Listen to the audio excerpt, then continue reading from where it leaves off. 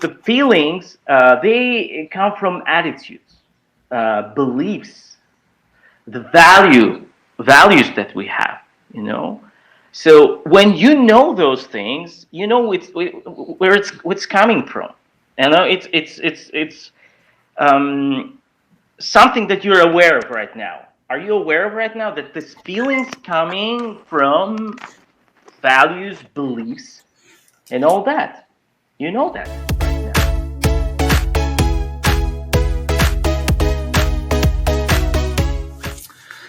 All right. Hi, everyone. This is Vinay Raman with the Business Blind Spots Exposed podcast. We're here with another brand new episode. And gosh, I get a chance every now and then to talk to the speakers a little bit in advance or prior meetings, and I just get really charged up and excited about the topic. And I think today we've got a really interesting topic to talk about, and a special guest, Adam. Let me tell you a little bit about the Business Blind Spots Exposed podcast. I'll just call it Blind Spots, much shorter. The Blind Spots podcast is about this idea that it started out from a personal place. I didn't know when I was being effective and when I was being effective. I didn't know what ineffective and effective were. I used to think of things as good and bad. Well, there's very few things that are just bad and very few things that are just good. And there's so many things that I'm not aware of. The Blind Spots podcast is about me increasing my own vision, starting to see the narrative, seeing the experiences and perspectives from other people's eyes. What are the things that I'm not effective at? What are the things that I am effective at? I learn more about myself through others' eyes. Hopefully this is an opportunity for you to start to see through these same people's eyes some things that you may not be able to see and can grow from. And today I've got Adam Seymour. Feelings that lead to a better bottom line. Gosh, what a fantastic topic. I will tell you, 20 years ago, if you had asked me about the topic of feelings, I would have been, what a waste of my time. This is business. You don't need feelings. Fast forward to 20 years to today. Gosh, feelings make all the difference in the world. How I validate the people that I work with, I partner with, who work for me, the people I work for, makes all the difference in the world. And I want to tell you a little bit about Adam in a second here. I do want to tell you we've got two sponsors.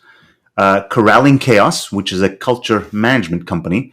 As being a sponsor, they have a free offer. Anybody who chimes in on the chats or the comments will get the offer of a free culture assessment for their organization. Gerald, who runs that organization, is more than happy to help you understand how aligned your culture is. And then CAARMO, who does data assessments to show you the alignment within your organization. So there's a data-based analytical approach to see, is your organization running as effectively as it can?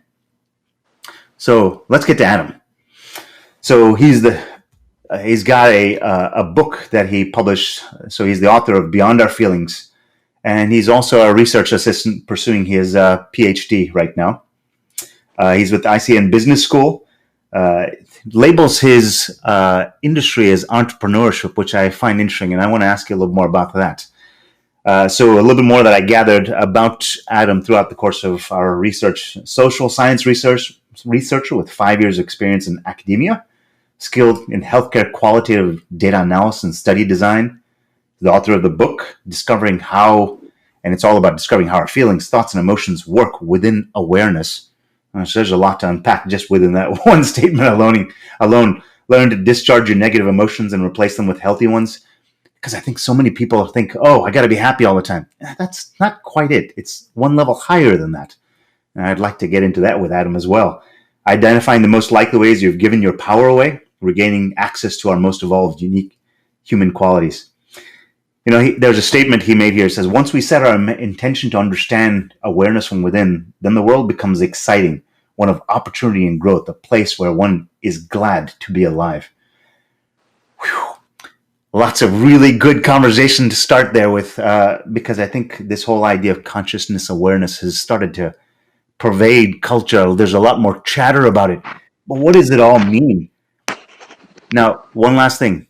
People are maybe listening in from the various platforms, YouTube, LinkedIn, or Facebook. If you please just chime in, tell us where you're connecting from. Would love to hear from you. I'm sure Adam and our conversation will be enriched by your questions. Adam, how you doing today? How you doing, Vinay? I'm doing I'm great. Thank you doing so much. Thank you so much for having me on your brilliant podcast, well. Business Thank you. Blind Spot Exposed. I'm uh, I'm Great. I'm I'm excited about it. So feelings. So let's start there. Just feelings. It's such a squishy term, right? In the business world, 20 years ago. I mean, I feel like I was the stereotypical kind of person in that regard. 20 years ago, feelings. There was no place in the workplace. That has changed. Why do you think that word, the sentiment of feelings, comes up so much more these days than it did 20 years ago? Why do you think that is? Because we're starting noticing one thing: the capacity for reason. We can see that can be completely destroyed in an instant by uncontrollable burst of emotion. So I'm always trying to make notes here and capture what I think are my blind spots every time I learn something. So my first one is the reason emotion is coming to the forefront is because the capacity for reason to go out the door, it is the emotion that's driving those things that what you would have thought were logic is completely false, and it's the emotion that blows those things when out of when when we have uncontrollable emotions, we're losing that capacity for reason, for logic. We the. don't see what's going on. We can make an argument, Hmm. right? So we can be empathetic towards ourselves and towards people, you know. So let me take that one step further. So, I know personally, my spouse and I, there have been times where we've disagreed on things. It happens from time to time. Sure, sure. And the next 30 minutes, the next hour, whatever time, that's still processing in my body, right? Those emotions are pent up. Those emotions are loaded up, right? They're at a fever pitch for whatever it is. It could be with the kids. It could be my wife. It could be a neighbor. But my decision making is impaired and I can't quantify it. I just know that it's off the mark, right? Right. That's right. That's right. Spot So on. it's simply the fact that people, the realization, and people have made space for the fact that when they're emotionally charged, their decision making is impacted, right? Exactly. Exactly. Yes. And we So should learn how to handle feelings skillfully. That leads to result. okay, let's unpack that. Okay, so Mhm. you're basically saying, all right, we know first of all that people are impacted when they have deep seated emotions about a topic, right? Yes. Their decision making is impacted. That's not so good. I think that's the underlying assumption, right? But the Yes. next piece of that you're saying is, all right, you can manage that. I purposely didn't use the word control it, right? You can manage those feelings if you are aware of it. Is that what I'm hearing from you? Exactly. You can set aside those feelings. You Talk to can me about this. set aside in the feelings in the workplace, for example, disappointment, anger. We can do that. It's possible. We should learn how to do that, and it's in a second. You're all right. You can. It's not managing again. It's just handling the energy because it's handling on its own. You just have to aware, like to your point, like you said before, you should be aware of it that there is something. So let me break it down for you. The feelings, they come from attitudes, beliefs, the values that we have. You know, so when you know those things, you know where it's coming from. You know, it's um, something that you're aware of right now. Are you aware of right now that this feelings coming from values, beliefs, and all that? You know that right now. So those feelings, those attitudes, they are all in mind. They're all in mind. So, and the mind is very powerful, very powerful. and it can hypnotize you with that attitude that you don't even have, for example, right? And yeah, but what we need to do, we need to be aware of it. Once you notice where it comes from, now it's a half deal. Now it's a halfway to release the rest of it, you know? So let me back this up. And by the way, we have got Shofu who's chimed in. Says, "Great to be here, Shofu. I'm happy to have you here. I would love as we go through this conversation and as Adam unpacks some of his learnings, what he's put in this book, and as he teaches me so much. I'd love to hear what you have to say as well, Shofu. Thanks for joining us. So what I'm hearing is, all right. So we know it impacts our emotions. That's why emotions are coming to the forefront in discussion. We know that they're impacting the way we make decisions, but you can manage them, right? Not control them, manage them, because once the way you can control them, you have to become aware of them, right? And that's where we Yes. are. How do you become aware of it? You need to set it intention. Once you set intention, then you become aware of it. So the first is an intention. So that's the crucial thing in handling these emotions, feelings, negativity. So you set intention.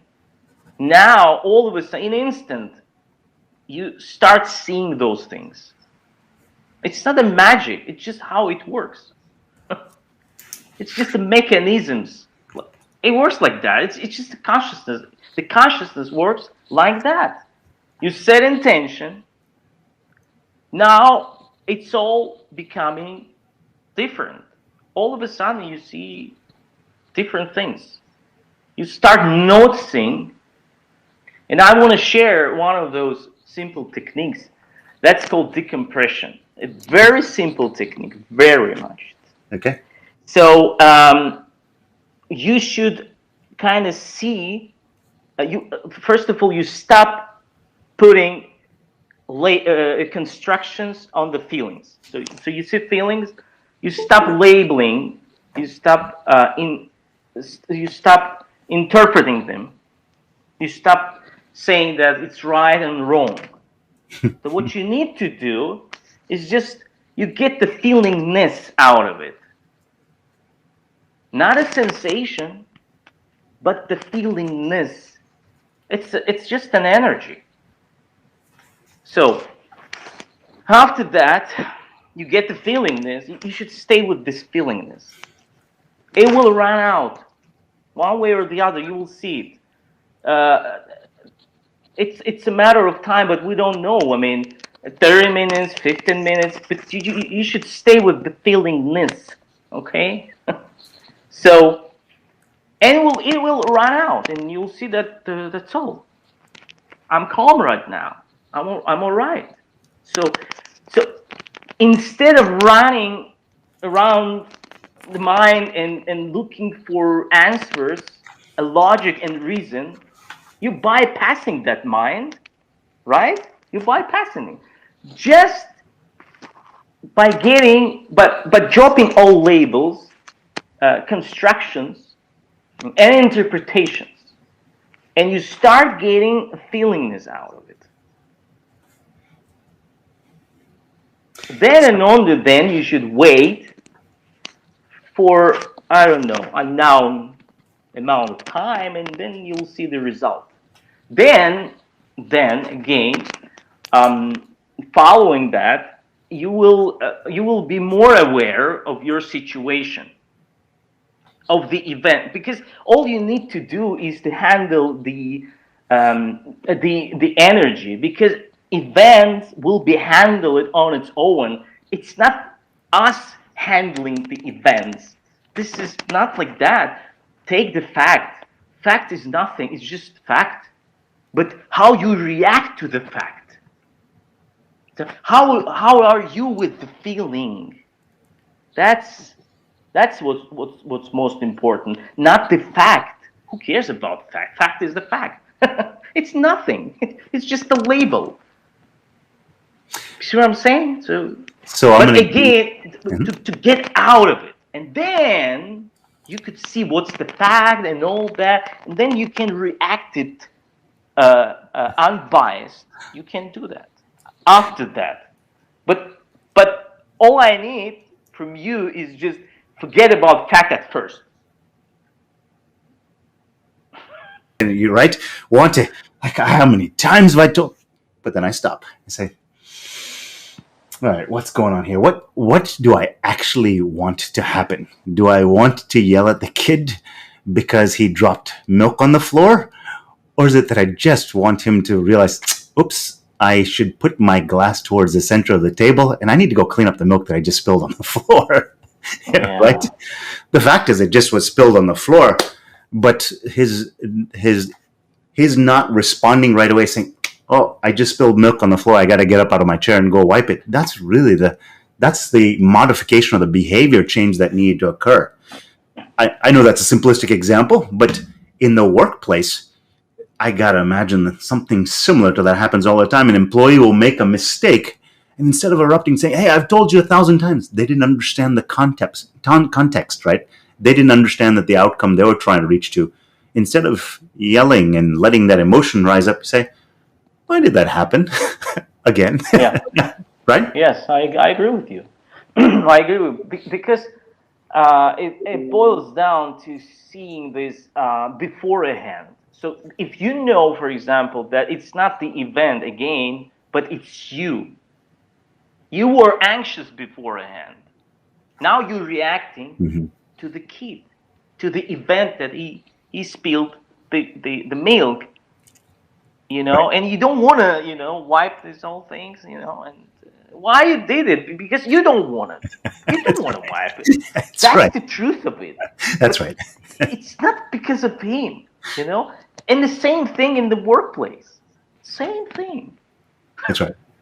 So we gotta be, I mean, realistic. We gotta be truthful about what we do. I mean, we gotta be real, we should love the truth about ourselves, to discover that inner, what's inside me. What is it bothering me? It's That's right. me, it's not him. And once you start releasing, you become more relaxed. Again, you start seeing the data that you want, the data, the facts. uh, okay, so you become seeing that this is all basically logical. It's all right. It should be like that. It's fine. Well, the funny thing, and I think again this applies to a workplace. So in the case of my son, so now it's as soon as I say, "Hey, did you?" He doesn't let me finish the sentence. Right, the lesson has been learned. I don't have to say it 50 times. Come on, put your glass towards the center of the table. He's already learned the lesson himself, right? He's taking the action, which actually that's the outcome I wanted from in at the outset, right? Yeah, yeah, that's right. That's right. Wow. you know, uh, as someone who focuses on so many companies that look at data to measure. I mean, everyone talks about KPIs these days, right? Yeah, Measuring yeah, employees. And I keep talking to them about this idea that maybe we should increase the level of conversation from KPIs to behaviors, right? Let's talk about these behaviors, because if we help people understand what those behaviors are, and we express to them how we're feeling, as they express in those KPIs, those individual performance. You drove too fast. Well, why does it matter? Because I don't want to pay a higher commercial vehicle insurance bill. That's actually what's driving it, right? I don't want you to get into an accident. I don't want you to get hurt. I don't want to lose you as an employee. That's all behind. Don't drive fast. But yes.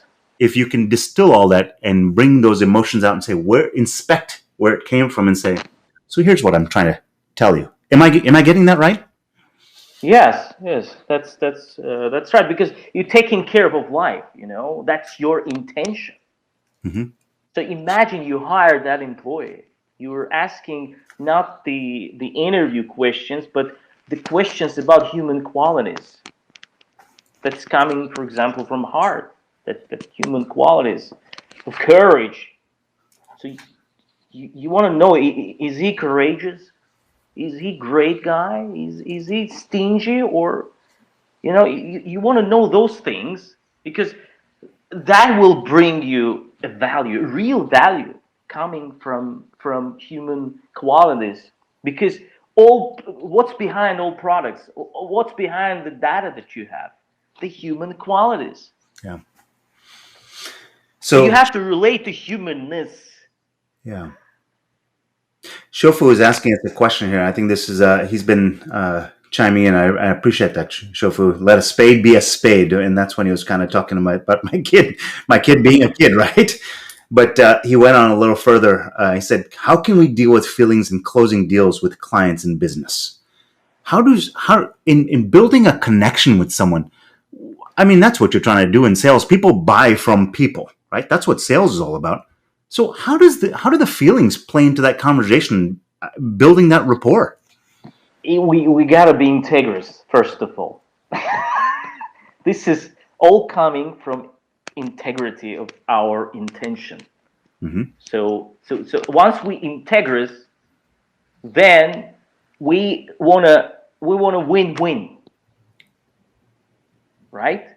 So that's how we can close any negotiation, any deal. So out of that, but again, you should live by those qualities. You should recognize it at first. Bare minimum, just recognize that's the line. That's how it works. That human qualities. That's operative. For example, for now, right now, you can notice that what kind of the principle works right now on LinkedIn. For example, take LinkedIn. Look, kindness. So that principle operative right now. So if you're kind enough, that will open any door. Why? Because it's operative. So let me distill a little bit of that, right? And kind of to Shofu's point, right? I find that when I'm talking with people, and I suspect in all lots of people in building relationships, business development, and sales, it's about developing that relationship and truly understanding. There's what people say, and there's what they actually feel. And if you have the ability to perceive how they're feeling about something, they're saying, "Yeah, I'm going to buy this thing," but you're getting something that's telling you that's not aligning with the way they're speaking. There's something there. And I think the key to what you're saying here, Adam, is being able to use that as a power to understand where they're coming from and saying, so I maybe there's something I'm not seeing here, but I sense a little bit of resistance, or I see something. What am I not understanding? And trying to inspect it maybe alongside of them, as opposed to saying, hey, you don't want to do this deal, and kind of put, is that what I'm hearing from you? Now the thing is this: when you position yourself in a way, for example, when you position yourself in an integrous way, you become integrous. For example, all of a sudden, you said, "I want to be integrous. I don't want to be corrupt. I want to be integrous." A minute you got that. The minute you got that, you start attracting those people. Yeah. It's that simple. And you don't need feelings after all, because they're gonna buy your integrity, not the feeling. You don't need feelings, you need integrity. If you're kind, they're gonna buy kindness. It's that simple. But again, you gotta know, if you go deeper, you gotta know what's operative. What is operative right now? You gotta figure out those things, in business. Yes. I've always loved, enjoyed interactions with people. For example, somebody comes by to give me a quote to do some work on my house. For example, I pave my driveway, fix my car, whatever the case may be. And I start asking them questions, and they say to me, that's not something I can do. I can do all this stuff. Let me connect you with someone else who will do that other piece. That's not something I do. They could very easily have come to me and said, I do that too, only to let me down later because they're not very good at it. When you lead forward in integrity like that, saying, that's just not my expertise, I don't do that, let me facilitate that. I will tell you, that same guy that who has done that for me, I have referred him many, many times to other people because I won't let that guy go. I won't let that quality go. And I think that's a little bit of what I'm hearing, right? Yes, yes. That's the real power. Because we're all human, you know. All we need to do is to connect to humanness, not the other way around. So in consciousness, there's appearances, the luxury cars. That's all results. At the mansion, right, haircut. It's all appearances, and it's all results. So we're not chasing after result. We're not chasing nothing. We just need to position ourselves. We don't need to chase. So we're not chasing success. Success is supposed to chase us. All we need to do is we just need to position ourselves. So I love this also. I do business development. I do some sales. And one of the things that I've started to believe that I think is in alignment with what you're saying here, which is what I love about this, at least you please validate this for me. And that is, when I talk to potential customers, when I talk to clients, I'm not for everybody. Right? You don't have to buy anything from me. Please do not. If you're not the right customer, I don't want you, as a matter of fact. But what I like to do is I say, look, there's a future that I see that could be of some value to you, right? If you'd like to join me in that journey, please come along. If it's not, that's perfectly okay to say no, right? But the people who say, yeah, I want to join you on that journey, I'm positioning myself in integrity as opposed to saying, come on, come on, buddy, you got to come along with me. If I just position myself from a place of integrity, they're joining along for the ride, and you've got them bought in at a much, much deeper level. Right on. Right on. Because people see what you perceive, you know? They see it. If you're integrous, it's not something that you perceive. You just positioned yourself that you're integrous. That's all you need to do. Or kind, or courageous, or enthusiastic. They're gonna buy enthusiasm. They're not gonna buy book from me. They're gonna buy enthusiasm. That I'm teaching, I'm explaining something. But it's not book. It's enthusiasm. For example, that I have, people see that, for example. Or they see that you are a kind person, Vinay. I like you. I mean, I like how you speak. And I would buy something from you just because of you. Just because of you, not because you have that product. Who cares about that product? Yes, deep down, nobody cares about product. Because you gotta understand human nature. Once you understand human nature, that's all. It's easy. It becomes easy. And one more time, again, look at the appearances. If you're after appearances, it's wrong. No, you gotta look inside. So all we need, we gotta look inside, and then it will manifest automatically. So success, one way or the other, you will see it's automatic.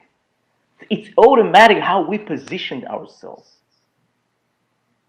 It's not something we can buy. You can't buy success. You are success.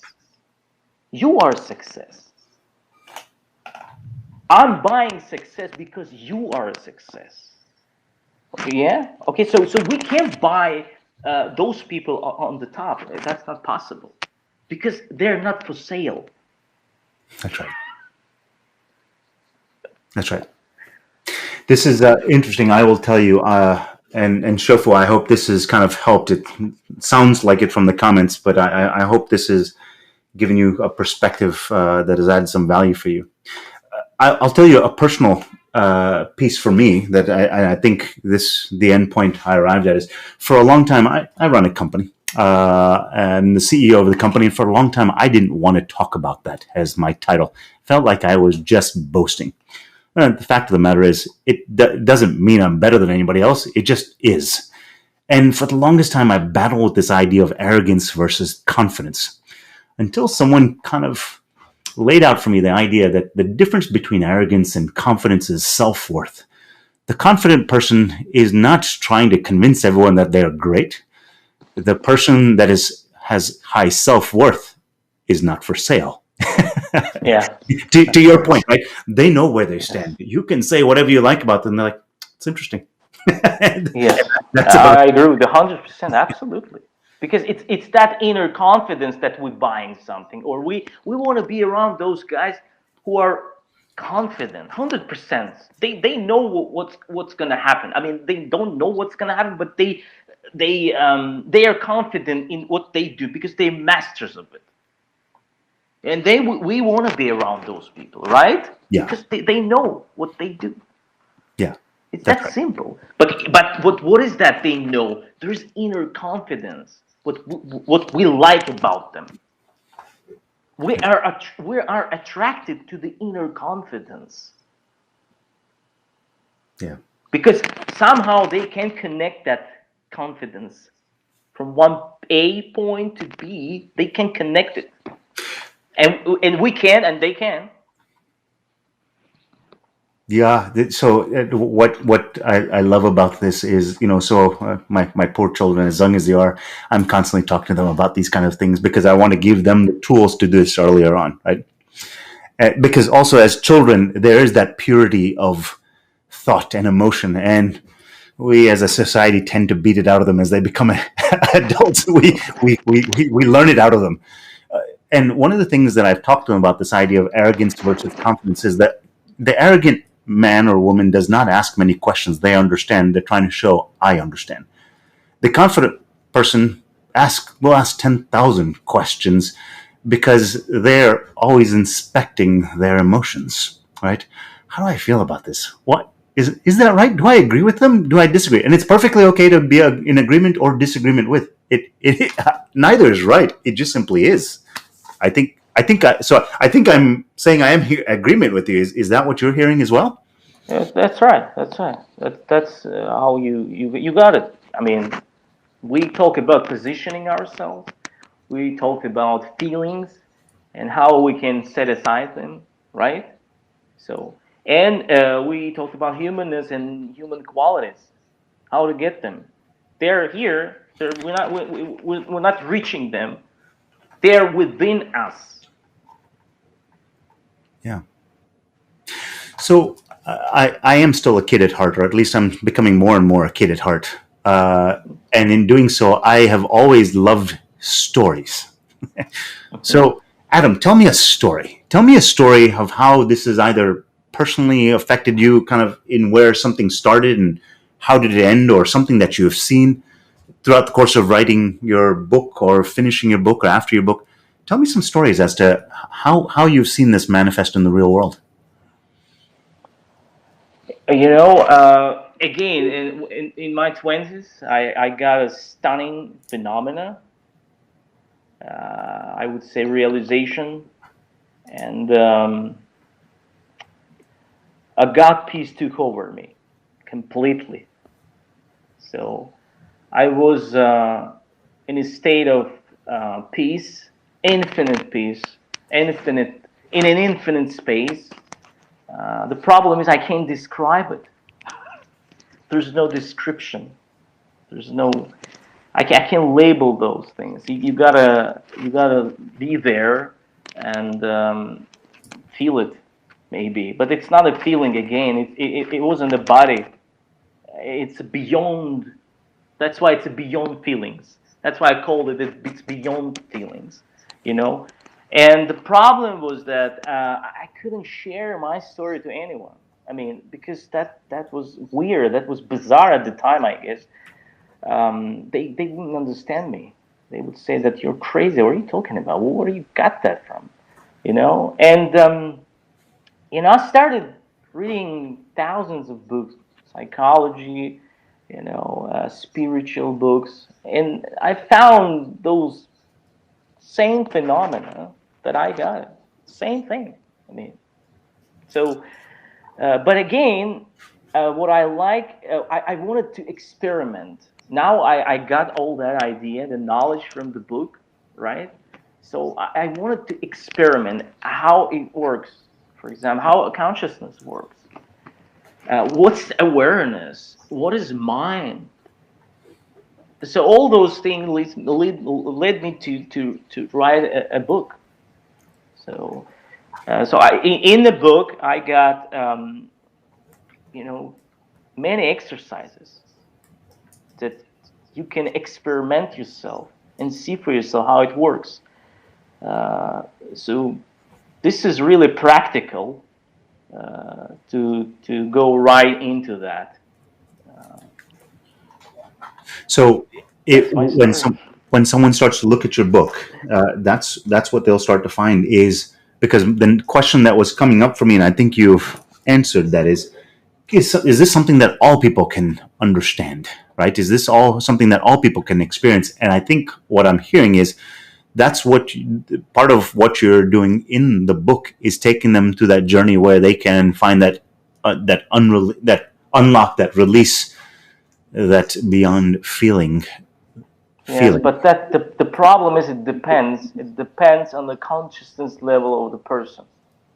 For example, uh, if you're suffering, you're struggling, those things can maybe you can't relate those things. This is personal. It's not really. It's for all, but at the same time, it really depends on your lifestyle. If you're busy and I don't think you can relate to that. I mean, if you pay a mortgage or something, you would say that, what are you talking about? What beyond feeling? I got a mortgage to pay. I got a job to do. But they don't understand that this is not about mortgage or a job. First of all, you have to discover inner wells of yours. Well, let me Yeah. take an attempt at how I see it. I actually just put a post out a little earlier today on LinkedIn, and I call it the mountain of knowledge, right? And it Uh-huh. starts with institutional knowledge and what I call historical knowledge, this stuff that you learn from books, and we all start there, right? We go to first grade, 12th grade, university, whatever, and that is all the things. That's the foundational things, and that's where you start to learn things that have come from the past events, right? Then you start to get more interest, at least for me.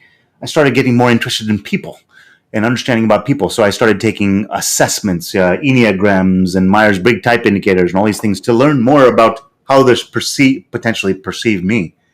But I still wasn't at the top of that mountain yet. And what I have realized for myself is that self awareness of myself is actually the most supreme knowledge. Once I get to understand where I come from and what unique value I can bring to the table to elicit the thoughts and the conversations that we're having here with yourself, Adam, and Shofu, that is some of the capabilities that I bring to the table. And I love it because I'm good at it. It comes Awesome. natural to me, You right? got it. So I think what I'm hearing is for people who start to realize I want to start my journey up to the top of that knowledge mountain, if you will, right? I call it IQ at the fundamental level, the institutional learning. EQ is understanding other people. And I call it LQ, leadership quotient. Everyone's got a leader built. But then if they want to start to get to that higher level, that might be when they need to start to look to your book for guidance. Is that a good Yes. way to put that? Yes, I agree with you. That would be a way um, to finding again in the inner to discover inner wells. Because that starts from inside, not the outside. So there's the power in us, not out there. The problem is that's the big misconception that the people think that it's out there, something is out there. But again, when you don't see it, that's why what you're saying is very important. You got to be self-aware what's going on around you, around yourself, and then you will start seeing out there what's going on out there. But first, you set intention. set aside those negative feelings, right? And start experimenting, how it works on a consciousness level, on inside our mind, because all those things, it's in mind. All those, whatever we have, constructs, all data, all feelings, all emotions, it's in the mind. And then the mind is the mind is an aspect of the consciousness, and the consciousness is the quality of the awareness. So there's, but all those things, this is all the concept, but we're not living in the concept. This is a real life. We got to experiment it. We got to experience it out, whatever we have it, and we got to, enjoy it on So, those levels. so I want to be a little more explicit in kind of how this relates to everyday life, right? And I want to give you an example here, and you tell me if this is Okay. in uh, in agreement or in accordance the way you're thinking. So, as a business owner, on a daily basis, most business owners or leaders, I should say, not just business owners, but leaders, whether you're in as an individual in a role as a mid-level supervisor or mid-level management or even senior leadership, we're all fighting fires of some sort, right? We're all reacting to external stimulus, whether it's finances, whether it's a customer, whether it's an employee, a partner. We're all reacting to something. Now, if we go through this journey that we've been talking through over the last number of minutes, if we start to inspect why is that occurring, right? Why am I getting frustrated here? Oh gosh, that partner has done this again. This employee has done that again. Or gosh, I don't have enough resources to do. Well, there's actually two ways you can look at those things. It's not a matter of suppressing those negative feelings, rather truly inspecting the facts as to what happened. All right, the organization has got limited funds. I'm saying I need 15 people to do this, and they've only given me 12. Okay, well, what is really most important? This is an opportunity for me to focus on what is really important, not trying to get 15 people's worth of, or 17 people's worth of things done, but 12 people's worth of things done. So by each one of these challenges that come to us present us an opportunity to inspect those feelings, to learn a little more about ourselves and what is really important to us, so that we're positioning from that place of integrity where we're actually going to head. Does that make some sense? Does that resonate? Am I connecting the dots? Yes, but yes, you're connecting. The only thing you need to know that there's those of the levels that we haven't talked about it. But Okay. for example, there is a level of courage. So it's a hard to bypass, because you got to be courageous to believe in what you do, right? Okay. So those, for example, the level of acceptance, when you said you see that as an opportunity, first of all, you got to be on the level of acceptance. Are you Mm. accepting all those things? Because one way or the other, in the consciousness, again, if you have higher consciousness, you could see that you chose those things. Yeah. This is for a reason. It wasn't by accident. No, you chose, and that's why it's occurring. So it's occurring because you chose before somehow, maybe subconsciously, I don't know, but you did it. But you got to see, you have to accept and welcome it. Then I would say you're a very easygoing person, because you're not resisting.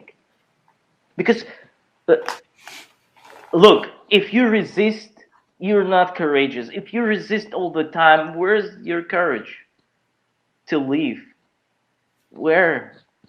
If you know, resisting all the time. No, why does that happen? I want to do this way. No, it's not. This is, the tension. That means you're in resistance. You're not agreed with something. and we know all around us there are those people that they're uh, I would want to hang out with those people. Who would? You resisting all the time. Whatever I say, no, it's not like that. It's that way. Okay, fine. Can I say something, please? So, so if you're on the level of acceptance, then I can go wherever you want with you. I'm your companion. I can go, you And know, and on a and trip. yeah, Yes. let me translate that or distill that or what I heard there. That doesn't mean, as a leader in this case, that you have to do what others suggest to you. Just because someone suggests an idea and says, "Hey, we need to go left," you say, "I think right is the right choice for us." They say, "No, no, no, we need to consider going left here." I mean, this could be any decision, right? It doesn't mean that you have to go left. It doesn't mean that you just have to accept what they tell you. It's rather, are you truly seeking to understand where they're coming from? Because they may see something that you don't. And being open and receptive, it doesn't mean you have to follow it. That's still ultimately up to No, you. no, I'm not suggesting you have to Yeah, follow every choice right, exactly. So you right. have mind, you have intellect to distill all those things, but you're positioning yourself. You're not resisting Yeah, to yeah, the remarks, for example. yeah. You accept it. You will think about it, and then you will reply. I mean, that's a state of acceptance. It's not like it's not you're not I'm not suggesting you got to follow all those bad decisions and bad things. No, no, no. I'm just saying that there is a level, there is a state of acceptance. Yeah. So There's a state of willingness, for example. yeah, So those things, it's a power actually. Few people realize that the real power is that those things, acceptance and willingness. Those things are very important in business in our life. I have got this analogy that I use all the time. I call it the nine mountains analogy. As a owner of a business, there are nine different mountains. You can label them whatever you want: finance, human resources, sales, marketing. You name those nine mountains. When I started the company, there was nobody else other than myself. So my responsibility is on all nine mountains. And if you think about it, the analogy further, there's a snowball at the top of each mountain, and there's a village. My job is to protect the village. Okay. So what am I doing? I'm running between the mountains as fast as I can to make sure that the snowball doesn't crush the village at the bottom. As I've started to bring more and more people into the company, hey, Jack, you take care of that mountain. Are you okay with that? Yeah, I'll take care of that. Fabulous. I turn and I focus on 8 now. Now I bring in Sally. Sally takes care of the other mountain. All right, great. I'll take care of the other 7. And I'm slowly starting to give more and more off. And what do I do? The point is not for me to start to tell Jack and Sally how to do things. Rather say, Jack and Sally, what do you see? And they know the mountain better than I do, right? Exactly. That's And right. what I'm truly trying to do at that point in time is seeking to understand where they're coming from. Because if they're telling me something, there's probably some true perspective there that I'm not seeing, because they see things they perceive the world in a different way than I do. They feel something that I don't. And I think that's what you're saying is give them the space to say it. That doesn't mean that I have to listen to them. Rather, are they saying something I don't know? Right? Give me the perspective that I haven't seen before. Seek to understand is what I heard. Exactly. Exactly. That's the level of acceptance. That's right. Yeah. That's right. So tell me more about the book. The book is an opportunity for people who want to truly step into that self-actualization, using Maslow's hierarchy of human needs. If you want to move into that self-actualization level, if you want to find out more about self-knowledge, it looks like the book Yes. is a place to start. Yes, it's a place to start to discover how our feelings, thoughts, and emotions work within consciousness, within mind, and within awareness. So, and again, it's the techniques that I share in the book that simple techniques of letting go of negative emotions and turn it to our benefits. You know, Yeah. that's the pro-life. So we support life. We support life. Those are attitude. Those are that we have within us qualities. So when we support greatness, we bring forth greatness in ourselves, right? So when I support your business, for example, you're data guy, right? So behind that, um, I never work with you, but you could say I would say that you're integrity guy, for example, right? So when I support integrity in your business, right? So I bring forth that integrity in myself. So because I recognize the power of integrity, I support it, and now I see it within myself. That's the power. Look, this is the power. That's awareness. But you should experiment and see, is it working that way? Start supporting human nature, humanness, and start seeing result within ourselves. That's the book about. It's not just about awareness, but about the human qualities that's coming from heart. Mind, heart. But you should read and see for yourself. I got pretty good feedbacks on LinkedIn. People read it, and Well, they're I telling me that it's not bad. I'd like to put that link to that book in after I put a post out here, I post our conversation. I'd like to put a link in the comments so people can actually Thank find the you. book themselves, so they Thank you so can much. Really find out how appreciate it. to join on that journey. I'll tell you, there's a organization here locally. I think I would say that they're a world famous organization around executive leadership, and they've got this what they call the three skills pyramid, and they have the bottom of the pyramid. The two corners are technical, and then personality are the bottom corners of the pyramid, and right in the middle is commitment, because you've got to have a commitment to it. This is talking about the intent, right? And as you go from a technical level, technical role, to more of a leadership role, where you spend your time differs, right? In a technical role, it might be 80% technical, 20% personality. But as you move towards a leadership role, it's 80% personality, 20% technical, right? And the goal of that, or the purpose for bringing that up, is if someone wants to step into their leadership, right, they want to be able to step into their innate talents and honestly, the unique gifts that they bring to the table, right? Because everyone is their genius in their own right. I sincerely believe that. If they want to do that, this book is a series of exercises and revelations that can help them find that path. That's what I heard. Thank you so much, Binay. This is what you heard. You know, that's right. That's Very right. good. Well, I feel like we've had a great conversation here. Lots of things for me to take away, and notes and things, again, that you've lifted Yeah. my gaze on show food. Thank you for participating. I hope we answered your question, and I hope you hit 1,000 deals more, 1,000% more deals than you did last time, because Adam has unlocked the secrets of the universe to you. Shofo, I wish you the best there. Thank you for participating, and Adam, thank you for sharing your I'm time. really enjoyed being with you, and I'm looking forward to seeing you again. Yeah, Yeah, yeah, I agree. yeah. Well, thank you.